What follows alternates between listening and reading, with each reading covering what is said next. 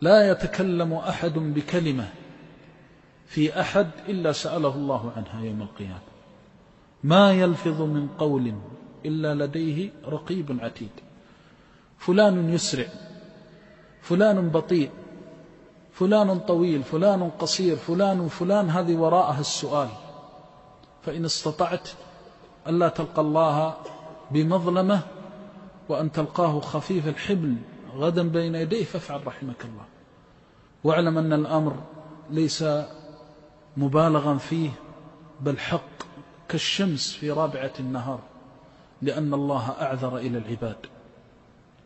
وإذا كان يوم القيامة في الدنيا سمع الله منا جميعا، في الدنيا نتكلم والله يسمع ويرى سبحانه وتعالى. أما في الآخرة فتخرس الألسنة ولا يمكن أن ينطق أحد إلا بالحق، ولا يمكن أحد أن يتكلم إلا من أذن له الرحمن. وخشعت الأصوات للرحمن، خضعت وخشعت وذلت، فالثرثرة والكلام وإرسال الألسنة والضحك والتعيير.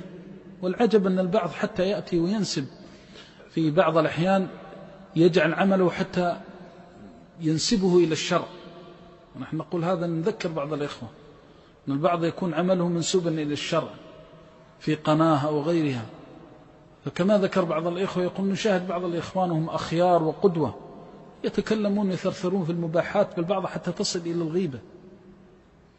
هذا اللامبالاة في الألسنة، حقوق العرض، حتى إن الشخص ربما يأتي ويجلس في المجلس الواحد ويهلك بلسانه، اللسان فقط يهلك به وهو لا يدري، لأنه يتكلم بالكلمة من سخط الله ما يلقي لها بالا،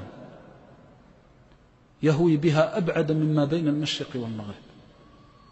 وكما أخبر النبي صلى الله عليه وسلم وصح عنه: وهل يكب الناس في النار على وجوههم أو على مناخرهم إلا حصائد ألسنتهم. أين أنت؟